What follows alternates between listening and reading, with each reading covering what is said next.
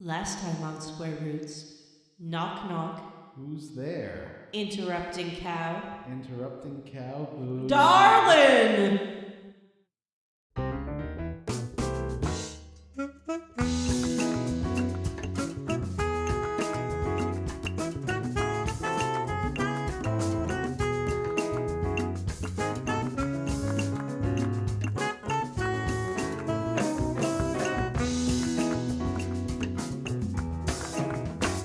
Hey everyone, and welcome to Square Roots, the classic RPG podcast. My name is Jim Banks. I am joined by Matthew Van Zant. Hey-yo. What's a good name for John this one? What do we do in this episode? Wolfman. John Wolfman. Golem Brandon. See, it should have been Wolfman. That would have been perfect. And Vanessa. I'm Vanessa. Sickness. Yeah, Vanessa's feeling a little under the weather. I don't know if she'll stick around the whole episode. I sure won't, Jim. That was about all of me you're going to get this time. But I just wanted to say hi to the listeners. I wanted to say hi to my co-hosts. And Hey. now I'll say bye because I really can't do the show. And I apologize profusely. Should. I How dare liked you. this section of the game. I liked seeing Guido again. Spoilers for this episode. But as you can probably hear, my voice is nigh onto non-existent, and so I must go. Bye. Bye, get some rest, Vanessa. Feel better soon. Bye. All right, everyone. Well, this is a podcast where we play and talk about our favorite classic RPGs. In this case, we're talking about Grandia. Did you just say our favorite? Yeah, our favorite classic RPGs. This RPG is a favorite I mean, and that a may not classic. apply to. I mean, that may not apply for this game for you. But I mean, it could be. It might be one of your favorites if you actually played it. Hey, I played half of it. That was enough. I got through a disc. But yeah, we're playing Grandia, PlayStation 1's Grandia. This episode we're playing from Lane Village to the arrival in Alent. More like lame village. So before we jump into Alent and the Icarians or Icarians, however we decide to pronounce that, let's talk about how we leveled up this week. Oh, boy.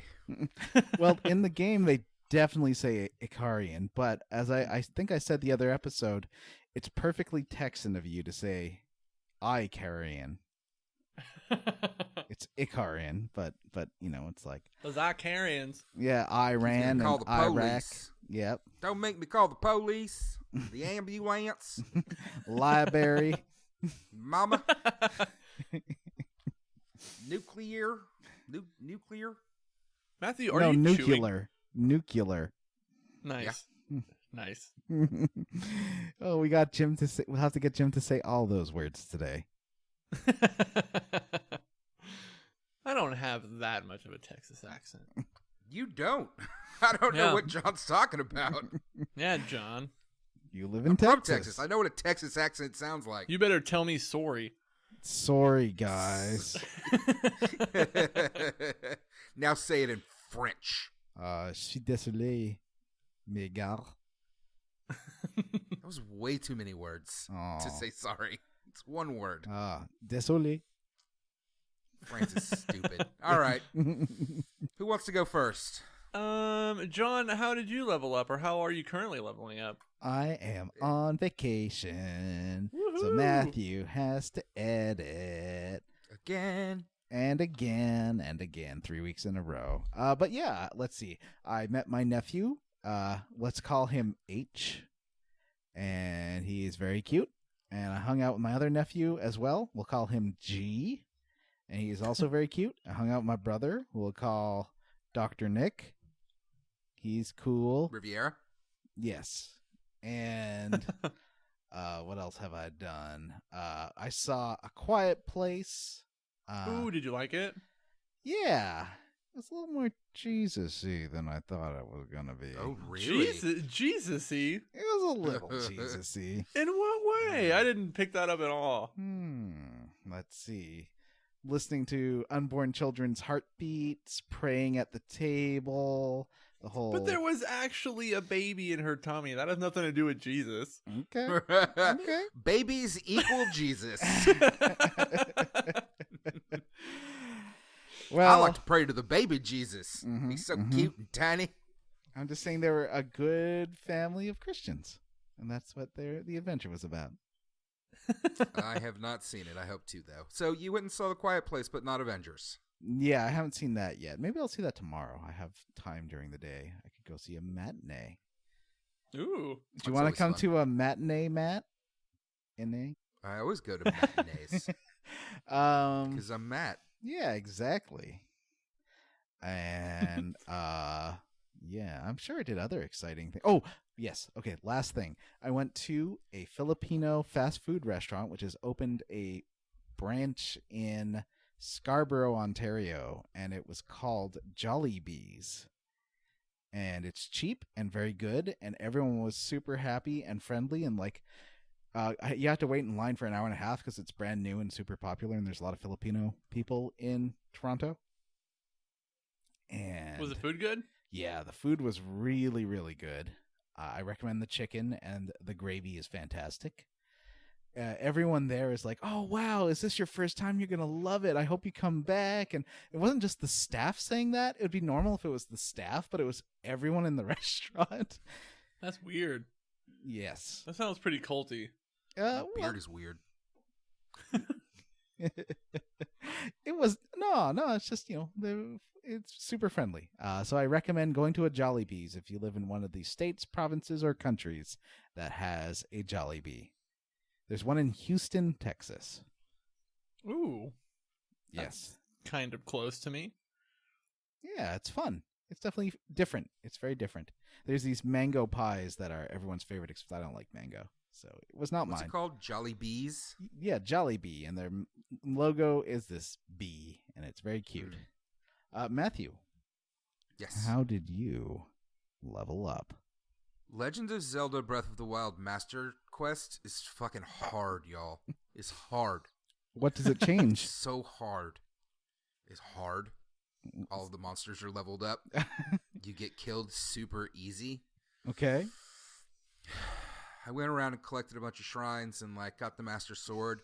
And the whole reason for that is because I wanted to do the DLC Trial of the Sword, and it's fucking impossible. And I'm very Why? mad about it. What's so hard about it? Like, So when you finally get the Master Sword, you can put it back in the shrine or whatever the hell it's called, and it zaps you to this Trial of the Sword area. uh-huh. It is 45 levels. You Okay. start off with literally nothing. In your underwear, no weapons, no nothing. And you have to fight through 45 levels of increasingly more difficult creatures. And it's a nightmare. An absolute nightmare. You can't save, you can't do anything. You die, you're out. And that's it. Dang. So that's really frustrating. But that's not what I wanted to bring up. Guys, can I ask you a question? Always. How do you feel about Archie? Like the comics? Yeah. Not super familiar. I'm not a fan. I thought they were punishment comics as a child. For me, they were dentist office comics. There is, and I'm sure that most people are familiar with this, they relaunched in 2015 with a new modernized series that I've been catching up on Comixology, and it is delightful. I love it. It's great. It's like a teen comedy drama. Didn't they just do an Archie versus Predator series? They did. Yes. That's pretty great. It was pretty funny. I read that one. But that was more in the old style, and that's not good. The modern style, however, is very good. So if any of our listeners or John or Jim are interested in reading some comics, check out Archie. It's fun. It is funny and sweet, and Archie and Veronica forever. If they ever break that couple up, I will riot. I have 2 questions. Yes. Is Moose still hot? He seems smaller than I remember. Okay, because Riverdale Moose is very slim, and that was a bummer. Is he? Yeah. No, he's not. He's still big. Okay. It's dumb. Why would Riverdale? Ugh, Well, that show. you know. What was your second question, John? Is Reggie still asexual? Or is that? I think that was maybe the reboot where it established he was asexual. It is Jughead that was established as asexual. Oh, there you go. His, in fact, I caught up on the Archie that's on Comixology, and I've been reading the Jughead that's on Comixology, which is much more of a comedy and is delightful. Mm-hmm. And that is the one where he came out as asexual, but it got canceled last year. So I don't know what's going on with that. Oh, lame. Yeah, well, I was trying to read about it. I'm not sure exactly why it got canceled. I couldn't find a ton of info. But I think basically it boiled down to the writer, Chip Zdarsky, who is a wonderful writer, left the series to go do other stuff, and Mark Waid tried to take over and fucked it all up. And yeah, so Archie, guys, it's not bad anymore. I assume. What about you, Jim? How did you? I'm sorry, John. Oh, it's okay. I was gonna say, I assume Jim's level up is about Camp Gladiator. Jim, how did you level up? I didn't do a Camp Gladiator. I did a Tough Mudder. Ooh. Which is it's a 10-mile obstacle course. But I only did the half, so I did 5 miles. And it was fun. It was like the weather outside was like perfect. It was like 80 degrees and the sun was shining and there was a breeze, and it was out on this really pretty ranch north of Austin, Texas. Mm-hmm. And it was fun. There was a ton of people there and got really muddy and drunk, and it was fun. And I also beat all of the optional bosses in God of War. Oh, wow. Ooh. Yeah, I defeated all of the Valkyries and the Valkyrie Queen. So have you platinumed the game? I haven't, because I still need to like fully. I'm not gonna platinum the game because I'm not gonna go through and collect all the shit that's like laying on the ground. Like I'm not gonna do that. Yeah, that's nonsense. But I've done like all of the gameplay stuff with the exception of one little side quest that I'm working on now. But otherwise, I've gone through all of the actual gameplay stuff. So yeah, that's a good game. Everybody play God of War. It's amazing. Yeah, it's on my list. I want to play it soon. Maybe we should do an instant classic about it. Ooh. That'd be sweet. Mm-hmm. So Is that it? Are we all? Yeah, I think we've all leveled up. Let's All move right, on. level 108, guys. We did it. Let's talk think about we're some officially Grandia. There's past a the lot cap. that happened in Grandia in this episode. Well, you better be able to summarize it well. I'm I sure can. he can. And I Hey. will. What happened last time? I don't remember. So last time we met what's her name? Milda Mm-hmm. Mm-hmm. with her Cow lady. with her outfit. Mm-hmm. And we went to her village and we met her husband, whose name is Darlin, and he's a big bull. Mm-hmm. And we saw Darlin, and then we talked to Derlin, and then we talked to Dorlin the Wise, who's like the wisest bull in the village. Do you feel like they really missed an opportunity by not making this race of cows a bunch of cowboys? Well, they do have like southern accents, right? They do, yeah. They have a southern way of talking.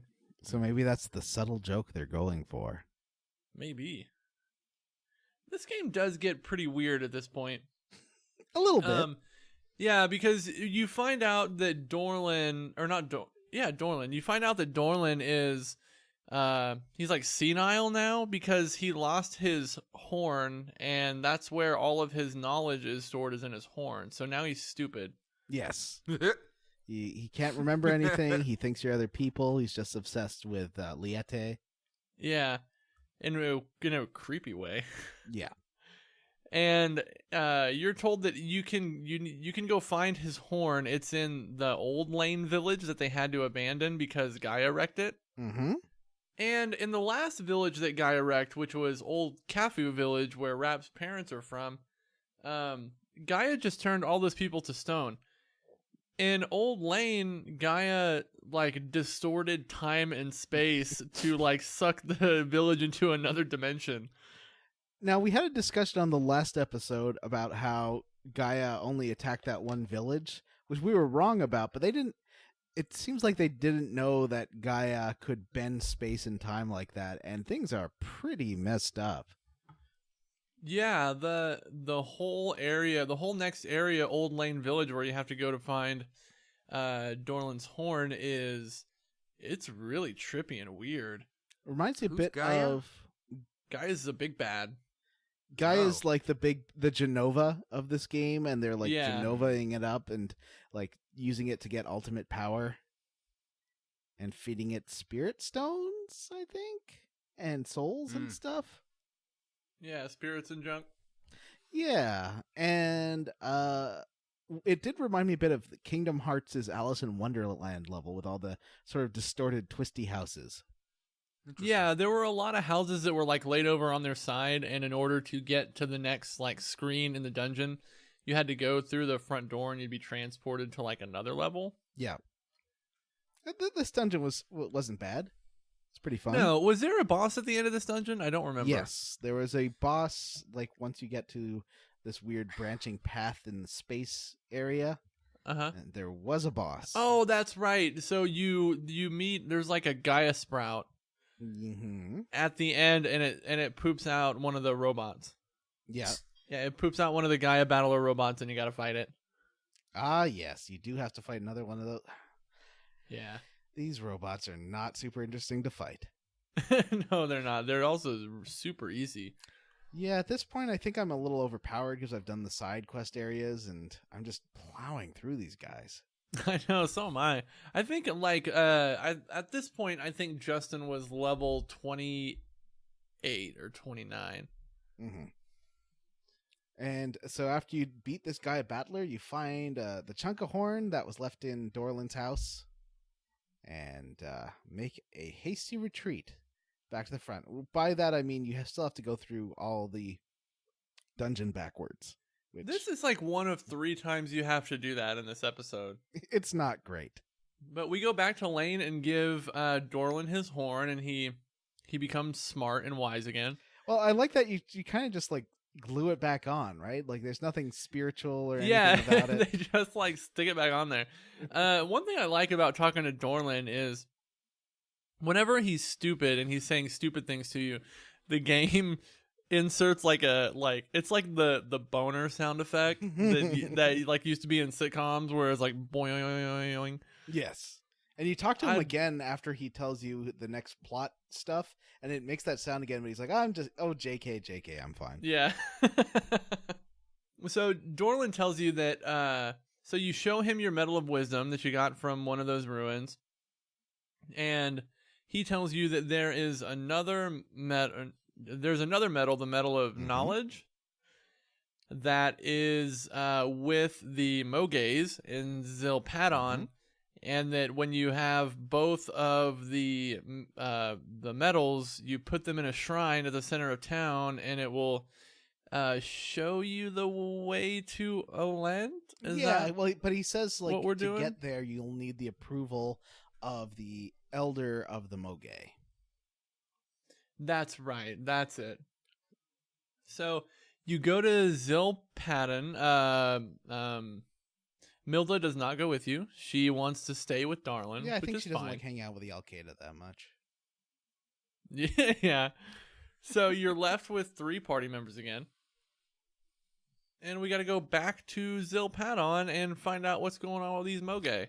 How many characters have come and gone from the not- party?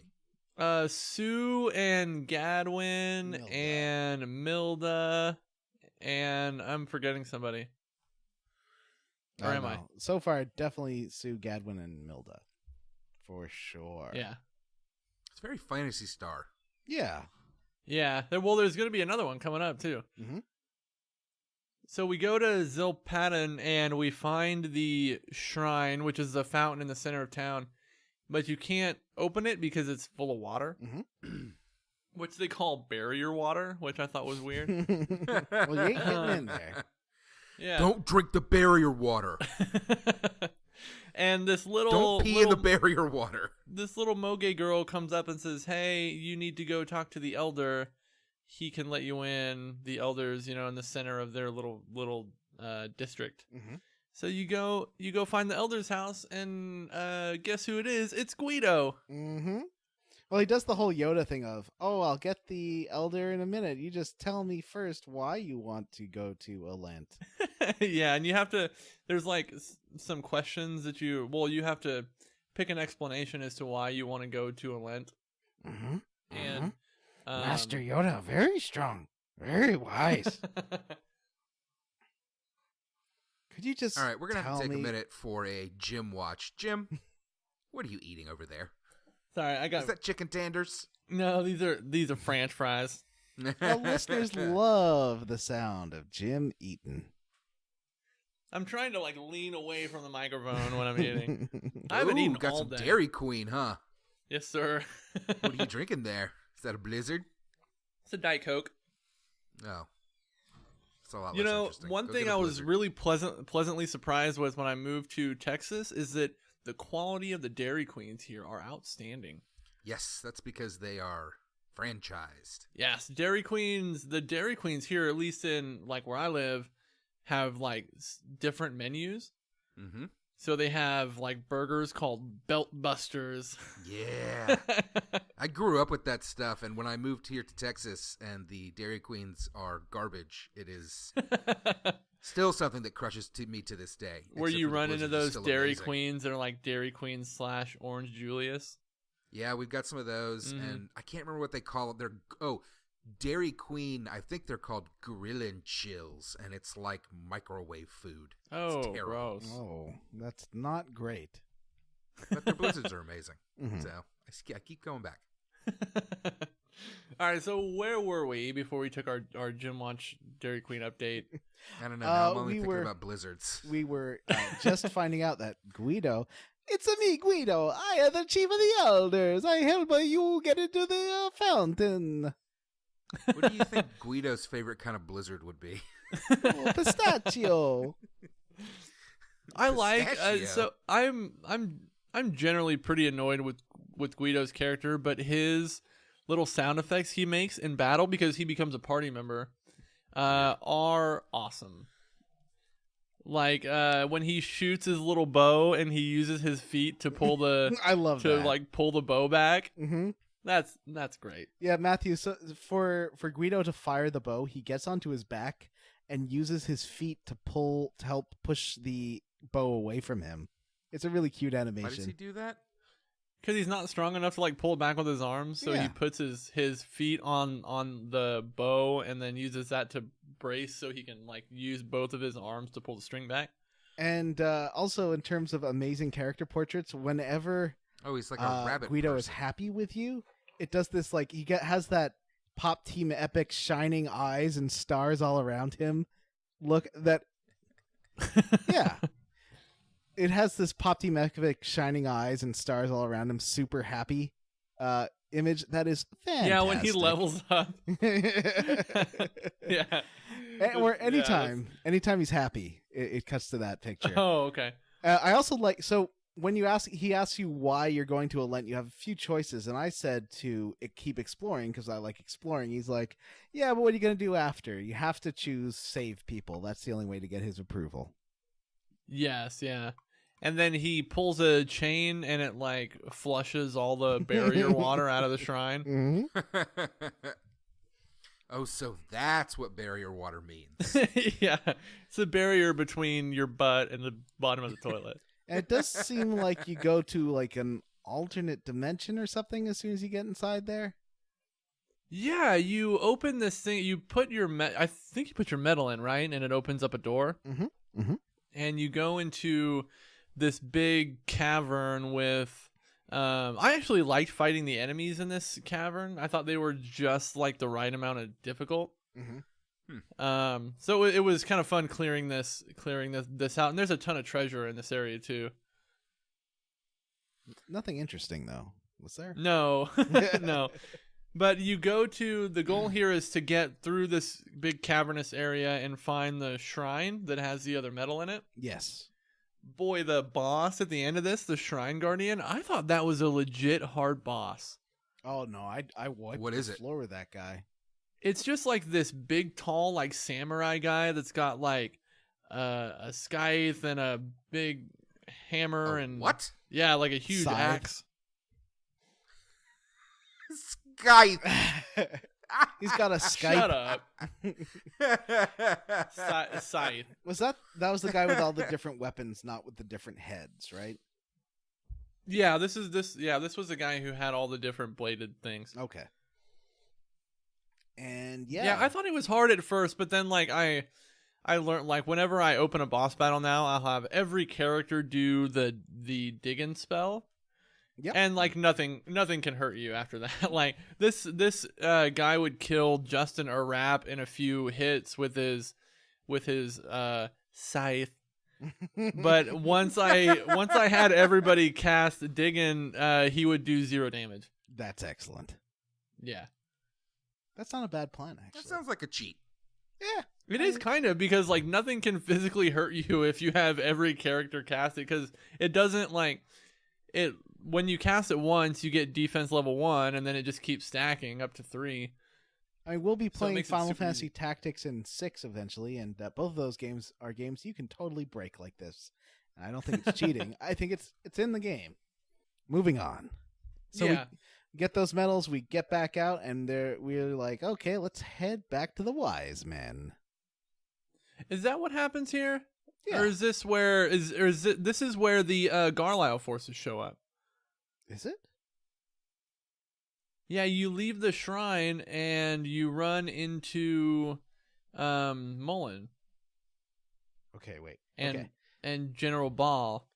So that's... I thought that was after we took... Oh, no, you're right. Okay, yes. Sorry. Yeah. Yeah, so we're wandering... Is this when we're wandering around and we see those paintings on and they look like robots on the walls? Yes. Yeah, you run into a room and it's like big like murals of big robots. And this is actually a pretty good CG animated cutscene, because then suddenly Mullen shows up with all his troops and is like, okay, are we going to do this? Come on, just surrender. And of course, Justin's like, nope.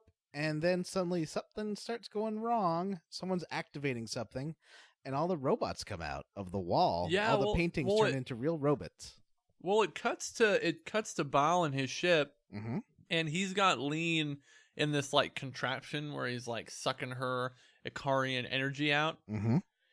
And he's like, we're gonna activate the golems now to wipe everybody out, and that's when the robots come out. And she's trying to resist. She is no longer on board with his plans because he is murdering his own troops, murdering his sister, murdering Mullen, his own son. It's not a good scene. Oh, Yeah, he's gone off of the deep end. And I think this is the point where the non-ball bad guys are like, oh, you know what? Maybe we should kind of screw this guy. yeah. Mullen kind of turns on him. Yeah, because Because he's killing all the troops.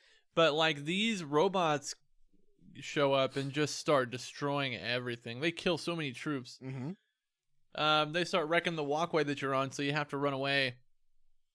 And eventually you run into... Do you run into Mullen again? Don't remember what happens, but they destroy the walkway that you're on. You get surrounded by golems, and they knock you... They just destroy everything and knock you away and separate you from your party. Yeah, I think Mullen puts you on an elevator going up and then surrounds you at the exit. Isn't that what happens? He tells you to go escape one way, but then meets you at the top anyways. Yeah, well, you run into him, and he tells you to hide. Yeah. He's no Yeah, longer and a bad guy, but you still get abducted at the end. Yeah. And so he throws you into an elevator that'll take you to the surface. And when you get there, you see General Baal is... He's kidnapped there's Fina. a reason for why. Okay. So, you're being surrounded by these golems, and it looks like they're going to kill everybody, but then Fina starts freaking out, and wings grow out of her because she's also an Icarian, and she destroys the golems, and Baal's like, there's 2 of them, of course. Of course. when did Fina become an Icarian? Right now. Just now. right now. So they just kind of turn into one? Yeah. They suddenly, their power is seems, revealed, and she destroys all the golems in a pretty cool cutscene, I thought. And it's I really like this style where they're blending the CG cutscenes in with the animated characters. Yeah, It nice. looks really cool. Ball realizes Fina, or the girl, he doesn't know who Fina is also an Icarian. And so she gets abducted, you get abducted, everyone ends up on the ship. No, we don't get abducted. Oh, Fina gets right. abducted and she gets stolen away on the ship, and Justin's just kind of left with his hands in his pockets, and then Guido and Rap show up on a flying manta ray. Right. I forgot about the convenient manta ray, which Guido's like, Yeah, I had this and in my like bag Guido the is whole just like, time. oh, I packed this in case of emergencies, but it's a giant flapping manta ray. It looks pretty cool. It's well animated. He's got a manta bag of ray. holding. Like I don't think I've seen. There was a ocean game that had animation this good, but that manta ray looks really nice for a PS1 game. It does. Hey, yeah. you it guys looks remember cool. the manta ray from Bard's Tale? Nope. There's a manta ray in Bard's Tale. Remember, you get to the last tower or whatever, and you beat it, and then beat the last guardian, and then like a giant flaming manta ray shows up, and you fly it over to the city to fight the last boss. Oh yeah. This is exactly like that. Except he's Bard's not. Tale callback. What on the fire. listeners crave. So we take convenient manta ray up. It deposits us on the deck of, what was it called? The Lilat? No, The Grandeur. the Grandeur. And we make our way down to the engines, killing or disabling soldiers all along the way. There were so many soldiers in this area, but you could skip most of them. Yeah, they're kind of like looking away from you, maybe on purpose at this point. They're not trying to Yeah, fight the you. only ones that notice you and will try to engage you are the ones that are on like patrol paths. Yeah. But otherwise, they're just in kind of groups that ignore you as you run by them. And Rap is like, hey, can I break the ship? And we're like, no, we're kind of still on it right now. Yeah. They're like, no, if we wreck the ship, then Fina will die. Yeah. And so we get to the control room, and who do we see, Jim? We run into Nana, Saki, and Mio. Matthew's favorite characters, the Lady Generals. Yeah. Whoa, hey, Matthew's favorite character. Of course. And they are finally teaming up. But it seems like they haven't leveled up as much as we have. They were kind of they actually party wiped me once because I wasn't really paying attention because I was playing this on an airplane and I was falling asleep. So I just kept hammering the attack button. It would always attack different ones, but if you leave all of them alive, they can do this thing called their Trinity attack. Right. And it can do a lot of damage to your party, and like they would do that like literally 3 times in a row. They tried to do that with me, and I think it did like 16 damage, and I just laughed at them. Oh boy! So I killed the green-haired one first because she was the one who was doing healing, and then once she has the lowest HP as well. yeah, so concentrate on one of them, pick them off. It's sort of the Delta Sisters strategy. Yeah. Pick off the healer first, and then they can't do their tri-attack, and they're weak. Yeah, they're really easy once you cancel out that like Trinity attack. Mm-hmm. And they are mad at you defeating them again. Yeah, and they run away and say, "Oh, we let you win," and then they run off. Mm-hmm. And this at this point, I don't understand what happens because Rap finds a control panel, and he just presses buttons and he initiates a command that breaks the ship in half. Well, it does seem to establish that Rap is very good at destroying technology. Yeah, but like, why would the computer have a command to break the ship in half? Well, It's called a Titanic command. yeah. I remember Captain Picard uses it like 20 times on Next Generation. Yeah. But it's always cool when it's a flying saucer. Exactly. So yeah, I don't think he starts like blowing up the engines, and at this point there's a little branch off room that you can go to that is General Ball's bedroom. And can we take a moment to talk about the decor in this place? He doesn't have a bed. He has a big couch. It's like a chaise longue. It's very. Yeah. If I were to describe it, I think I would say gay. You think so? I mean, it's pretty garish. It's got this blue carpet, this navy blue carpet with lightning bolts on it. It's got these statues, like this chiseled statue of a man that you can sort of tip around, like you kind of knock it over a little bit. Yeah. It's just eclectic. It looks like. Do you remember the interior of Pee-wee's Playhouse? It's a bit like that. It looks like the clubhouse from a late 80s, early 90s kids show.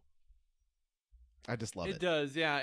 There's a lot happening in this little room. It is kind of garish, but I would totally have this as my own bedroom. But you get out of that, there's absolutely nothing there other than just a chance of looking around. And you go back down to the you're going to find Fina, but then the ship splits in half in another CG cutscene. I'm getting a lot of these in disc 2. There is, yeah. You see the ship break in half, and Justin gets separated from Guido and Rap. Mm-hmm. So you have to run as Justin only, run through the ship until you get to Bal and Fina. Yep, and he's doing like the real. They're on this launch pad of the jet fighters, and he's doing the real villain thing of give me the stone. Oh no, this isn't the launch pad. Yeah, he wants to do a trade. This is like he's at a different room where it looks like a big boss fight room with a big circle in the middle, and Justin steps in that to trade the stone for Fina, and things go wrong. Yes, Ball wants to do a trade. He says, if you give me the Spirit Stone, I'll give you the girl. And Justin throws him the Spirit Stone and runs to go get Fina, and Bal opens a big hole in the floor, and Justin falls in it. Yes. And then you just do got played. A little bit more of the dungeon, and you get to another room with the jet fighters, and he's holding Fina hostage there and laughing at you, and then you get to have a one-on-one duel with Ball. It's pretty cool. Yeah, he flips... I like to fight. I mean, it's super easy, but it's fun. Like, I don't know what it is. Like, the game really loves these characters. Like especially Ball and then Nanasaki and Mio. There's so much voice acting going on in the fights. Yep. And so General Ball, he's wearing this cape over one side. He's kind of got this Orin thing going on. And he lifts up the cape, and his right arm is like a big, long plant arm. It's like about 30 feet long. Yeah, it's like a mass of like plant tentacles. Yeah. So he's already been touched by Gaia. Yeah, he is. He's like half monster, man. Yeah, he's like the villains at the end of Resident Evil that are using the T-virus to become more powerful. Yeah, exactly. It seems like a bad plan there, Ball. So Gaia turns people into plant monsters? Turn this guy into a plant monster. Yep, he's got a giant arm, but he's still I don't think he ever actually hit me or moved. I just kept using criticals just to keep him unable to move, and destroyed him without getting hit. He has a pretty powerful wind attack that he telegraphs by saying, behold my spiral power. and then he does it, and this is the only time you see characters reacting to the spells as they're cast, but it shows a bunch of wind stuff, and you see Justin's sprite flying around the screen, flying all over the screen, and then it actually throws him off screen, and then he falls in from out of frame, and it does a lot of damage. That's pretty cool. It is pretty neat. So, Justin destroys Ball, and Ball's in wounded villain mode. Ball has some good character portraits too. There's one whenever he's evilly laughing, he's got like two phases of his evil laughing portrait. One's just kind of a underlit laugh, and the other one's like a crazed laugh portrait. Yeah, he has the voice acting for Ball is not great. No. But No. the laugh that he does, the like insane man maniacal laugh, is it's hilarious. So it's a really good crazy person laugh, I think. He uses his power to knock Justin off the crashing ship and abduct Yes, Fina. yeah, he flings his tentacles at Justin, and Justin flies off the edge of the ship, and Fina runs and dives after him. Well, he abducts Fina first, but then Fina's like, you know what? I'm done with this. And Fina like charges her power like a Dragon Ball and explodes his arm. Ooh, that's right. It's pretty cool. She's It is like, pretty cool. I ain't being held hostage. I'm no damsel in distress. I'm the most powerful person in Grandia. And explodes him. And then, so, we talked about Rika recreating the scene from Parasite Eve diving off the plane at the end of Phantasy Star 4. We have another plane diving off moment, Jim. You do, yeah. Justin is falling to his death. Yep. And Fina also jumps off and grabs him, and they're talking about how they're both going to die, and then all of a sudden Fina activates her Icarian powers, and she sprouts big old wings, and they're kind of suspended in midair in this green energy jelly. Yay! So I thought that Icarians were like a race or something, but instead they're just like X-Men? It is a race, and she is part of that race. She just didn't know. She didn't know. She had See. we never got backstory of where she came from, right? No, she just shows up on that ship with all her treasure that you never see again. And then gets married. Yep. And then gets married. Yep. So she safely glides down, and you wake up in Guido's house, and she's been sleeping for a few days. And Rap's fine too. I guess when the ship exploded, they got... Oh, don't they... Yeah, they're floating. Okay, so this is pretty cool. So they're floating in this green ball and not sure how to get down, but then that's how the Moge and Rap find them. On the back of their convenient plot device, Manta Ray. Yes. Deus ex Manta Ray. So they're saved, first saved by Fina and then saved by Guido and Rap. And yeah, she takes a few days to regain consciousness after expending all that, how do you say it, Saiyan or Saiyan powers? Saiyan. Her Saiyan powers. And see what happens next. You go back to, you have to go back and talk to Dorlin. Yes, you do, because... So you have both of the medals now. You have you use the Medal of Wisdom to get into the first shrine, and then now you have the Medal of Knowledge. And you go talk to Dorlin, and Dorlin tells you that you have to climb Rainbow Mountain and throw the medal into a spring, and the spring will show you the way to Alent. Now, he also says that the Lanians, the cowmen, are actually, the three wise men are the guardians of Alent, and they couldn't tell him that because he had to figure it out on his own. They're the gatekeepers. They're the ones who let people in or out of Alent. Yeah, and I guess, like, doesn't he say something like him having to get the medal was like a test? Yes. So we've got it, and he says you need to go, you can get to the mountain by going around the lake and the village, and so this is another unnecessary dungeon right here. I went and talked to everyone in the village because I really like... Lane is maybe my favorite village in the game, just because it's so weird. And do you remember those kids that are outside of Derlin's house? Uh-huh. That's Derlin's kids. Two of them are now full-sized cows.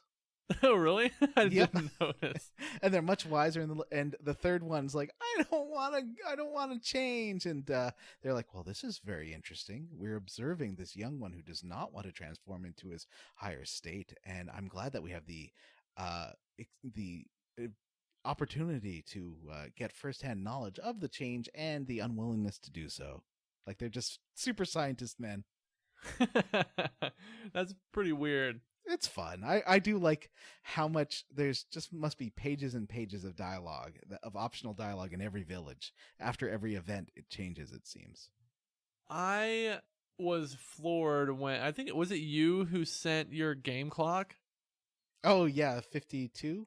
in I our think it was chat. You're Vanessa. at 52 hours. I played up to where we stopped for the episode just today when I was on the plane, and I'm at like 21 and a half hours. Well, I switched. How is that possible? I don't know. I switched. You're a liar, Jim. I'm not lying. I switched Jim Lion the Banks. game clock, or no, I switched my game over to PSTV to go on vacation. Although I had to buy a TV for my mom's house because they didn't have any with HDMI. And then I was like, oh right, I have a Vita. I should have just make sure I have that for when I travel. So I had to spend all this money, but it's okay. It's not the end of the world. But yeah, so I switched my game over there. On PSTV and Vita, you have the option of fast loading that you do not have on PS3 for some reason, and it does make everything about the load times about half, which is very good because Okay. they're very long. Fast floating? Fast loading Oh. for your PS1 games. It can screw up video playback sometimes, but in this game everything works fine and the load times are cut in half. So I definitely recommend going to your options if you have it on Vita or PSTV and doing this. Yeah, I couldn't believe that our game our game clocks were so radically different. Yeah, that's Well, here's what I don't get. How could you only be 20 hours in when we're like 10 episodes into this? for Jim. Series. Each episode's like We're an hour of discussing. gameplay. Yeah, well, like this was probably one of the longer like chunkers. Like I played from where we ended last episode to our arrival in Alent, which is where we're stopping today, like on two plane trips, like two like air flying segments or whatever. So like 2.5 hours to where I went yesterday, and then 2.5 hours home was the length of this segment, which was the longest one I think we've done. I didn't find this one any particularly longer than any of the other ones. Maybe it's all the cutscenes and stuff that made it feel longer. Maybe. I don't know. Because you can't skip them. I think Jim's lying. I'm not lying. think- I will take a screenshot of I my believe you. game clock. But yeah, mine's well over 50 now. I am doing Temptation Tower, which is adding more time. And I do hit... But it does sound like I'm a lot higher level than you, too. It does, yeah. Like I'm just about to hit level 30. Everyone in my party is level 34 or 5. Holy cow. Yeah. That makes sense if you're doing all the side stuff. Yeah. Yeah. And I am leveling up all the magics and stuff, too. All right. Yeah, I actually need to get better about that. Like I'm having to, I guess a chunk of what I played this time was grinding my magic and skills a little bit. Yeah.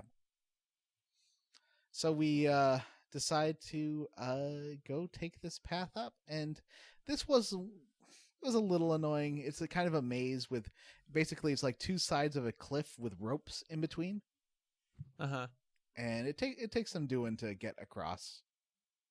That was the Some of the enemies, they're not difficult, but they're just really annoying. yes.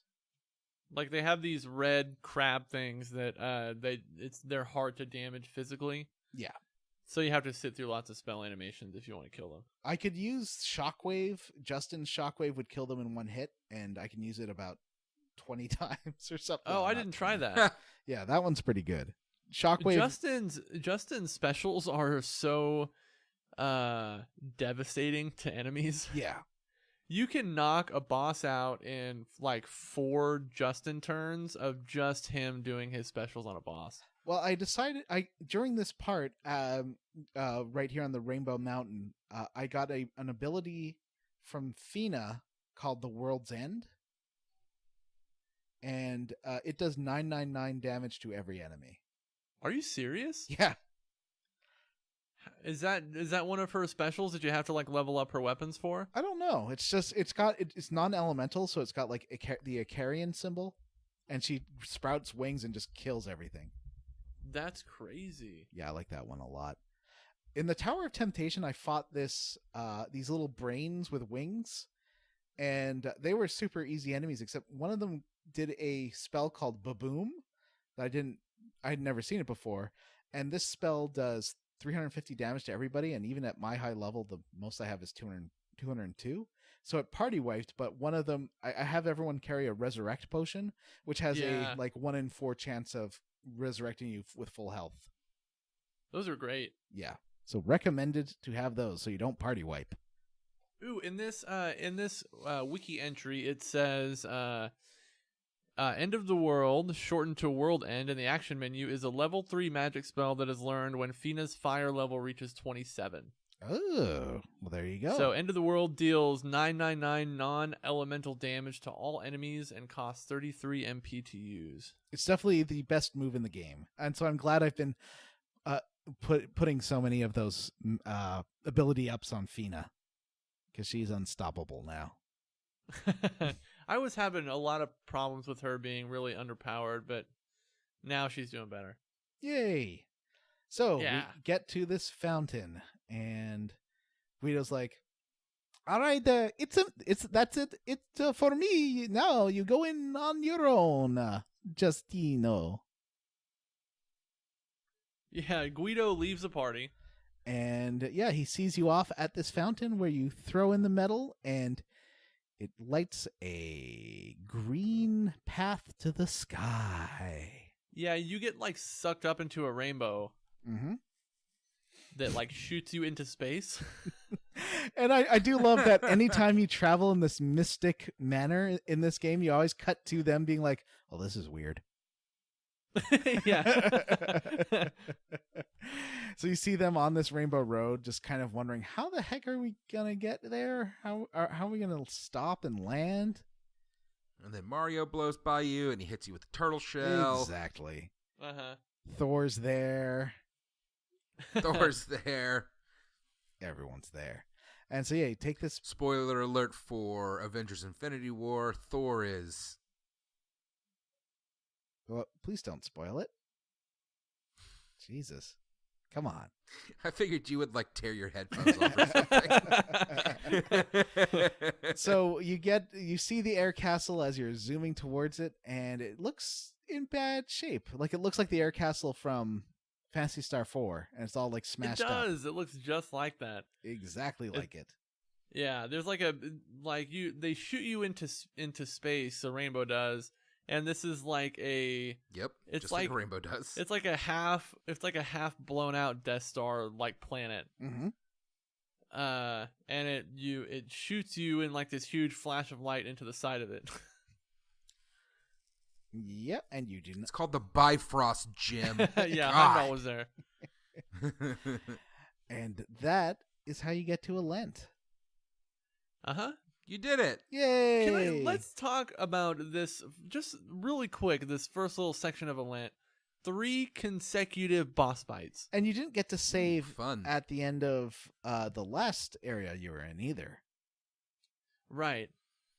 That's a little And annoying. like the boss fights, they are just kind of like more powered up versions of previous boss fights. Yeah, I think, don't you get Axe Guy again? Yeah, you get the Shrine Guardian guy again. You get the Hydra monster with all the different heads. Yep. And you get the dragon. So it turns The out fire dragon. that end of the world spell is pretty devastating to these bosses, because they have like 4,000 to 5,000 hit points, and you are taking off 1/5 of it per attack. Plus, I've got Justin with his Gadwin dragon cut thing. And Yeah. I'm just mowing through these bosses, and each one of them it's comes pretty with easy. a This game is pretty easy. yeah. I'm not having any difficulty with, other than that one random encounter that almost killed me with its special move. It's been pretty easy for the past 20 hours. But yeah, and then we can finally enter Alent and find out what Liete's all about. Oh boy. Yay! But got- we'll save that for next episode. I think we got 2 This episodes is the left. fastest we've done an episode in a year. Oh. Okay, so here's what we've learned. Vanessa makes everything drag on forever, Not- but also the episodes are a lot less entertaining when she's Yeah.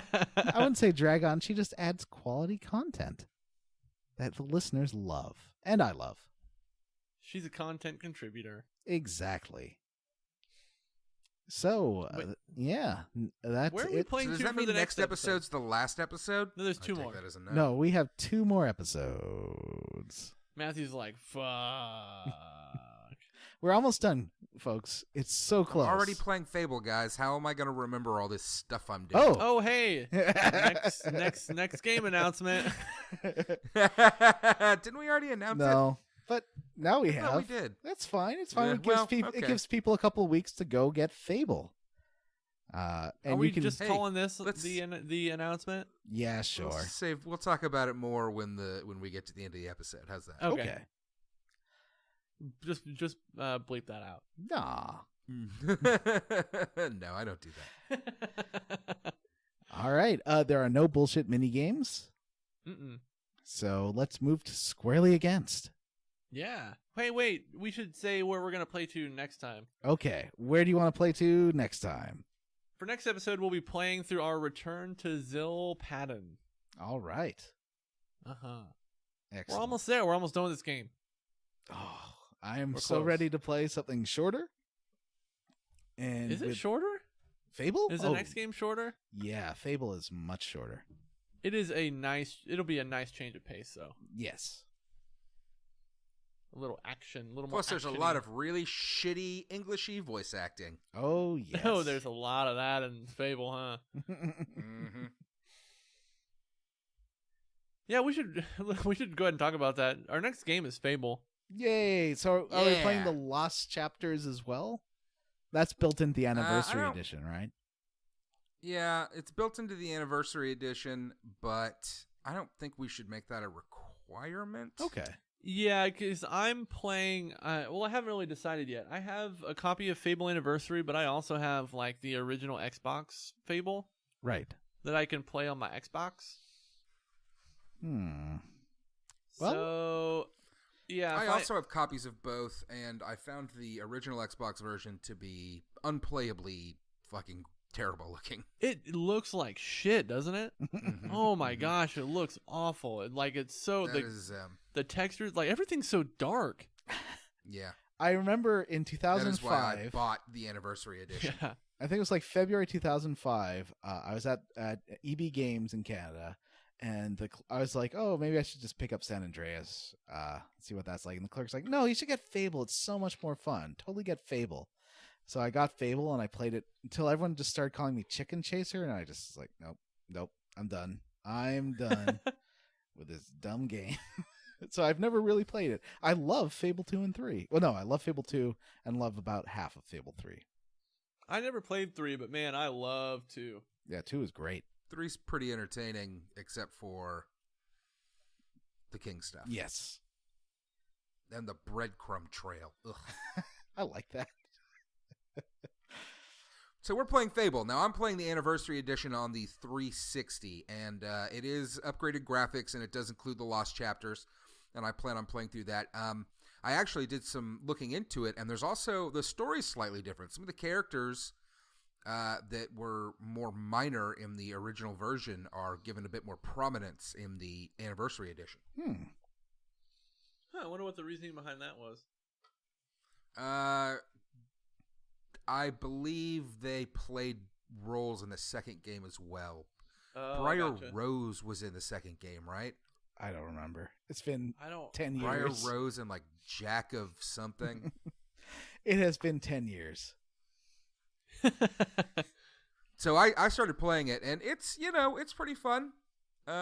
It's kind of tough to go between that and Breath of the Wild, which is, the same gameplay. Right. But it's got this. Well, I guess we'll have to save it for the main thing. But yep, listeners, Fable, pick it up. It's gonna be different.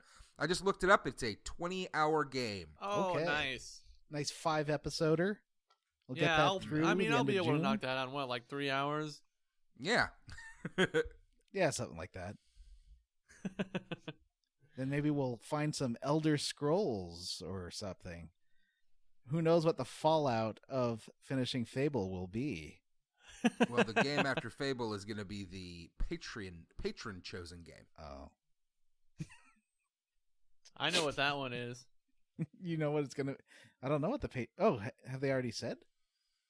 They've already voted. Oh, is that? No, you're talking about the versus. Yeah, app, Jim. that's the versus one. Oh, we haven't opened it up yet. Hey, by the way, that's a nice segue into our Patreon. If you want to be able to weigh in on the game we play after Fable, contribute to our Patreon, and you'll get access to all the cool perks like being able to vote on a game that we play for Square Roots, being able to pick a game for Square Roots Versus, access to our new Level Up podcast. For the main podcast, we're gonna give you a list. We're not gonna take in suggestions. Well, we're gonna take suggestions. Yeah. We will curate some options and then let our patrons vote. Exactly. We have already picked the first Square Roots Versus game, or rather the patrons did, and it is Lord of the Rings: The Third Age. What? I've never heard of that. What is that? It's a Lord of the Rings RPG. What? Like the one for Lord of the PC? Rings turn-based RPG. Is that the one with like the strategic combat from 1990? No. Oh. This one was on the PS2? 2 and Xbox. Yeah. Yes. Never. It's actually a pretty good game. You're making this up. No, it's fun. It's pretty fun to play. Okay. I had to buy this one as well, and the cover says if... Or maybe it wasn't the cover. Maybe I read it somewhere online. But regardless, somewhere I read somebody say, if Final Fantasy hadn't been ported to the PC, Lord of the Rings: The Third Age would have been, the Final Fantasy of PC. Ooh, maybe I should get on PC. How that makes sense, but we'll find out. All right. Well, I trust you all are picking this not out of malice, but out of joy. Yeah, I mean, the game got pretty decent reviews. So did your mom. IGN gave it an 8.5 out of 10. Nintendo Power, 3.4 stars out of 5. Ooh, OPM only gave it 2 out of 5 stars. Whoa. Well, listeners, if you want to hear us talk more about that game, you have to become a patron. yay. Yeah, and you can find out all about what it takes to be a patron of Square Roots and all the perks that come with it at patreon.com/Square Roots Podcast. Mm-hmm. All right. Well, I think we're going towards the end of this episode now. Yep, I think we are just about done. Let me find my outro here. I forgot that episodes could be this short. It's kind of nice, right? Yes, because I'm going straight to bed. All right, everyone. Before we sign off, just a quick reminder that you can interact with us and the rest of our listener community at our Facebook group. It is the Square Roots Podcast group for smart, cool, very attractive people. You can reach us by email. That's squarerootspodcast@gmail.com, or tweet at us. We are at Square Roots Pod. Once again, our opening theme is Charles Ritz's cover of the Sandy Beach of Gumbo, featuring Alejandro Espinosa and Noah Benson. Our ending theme is a great vocal cover by Cyril the Wolf. Check out Cyril the Wolf and Charles Ritz on YouTube. Links in the show notes. And please rate, review, and subscribe on Google Play or iTunes or Stitcher, wherever you're listening to this podcast. And take a picture of that review, and post it in our Facebook group or on Twitter, and I'll tell you how you leveled up. And we used to complain that this never actually happened, but we've been doing so many of these lately, so I'm pretty excited. Yeah, pretty good. Yeah. Thanks, everyone. Yeah. All right, everyone. Well, that's it for this episode of Square Roots. We will be back next week to play through, what do we say? Our return to Zilpadan. Right. I think it's our second return to Zilpadan. Yep. All right. Well. All right, everyone. Well, for Square Roots, I am Jim Banks. I'm Matthew Van Zant. I'm John Brandon. And I'm Vanessa. She said back up. Yeah. I'm so sick. I'm a sick lady. Here's a song. Boop-a-doop-a-doop-a-doop-a-doo. Rip, rap, a rippy rap rap. My name is Vanessa and I'm taking a nap. That's pretty good. Nice. You are being... I think Matthew's being possessed by Vanessa right now. Yeah. Possessa. Bye.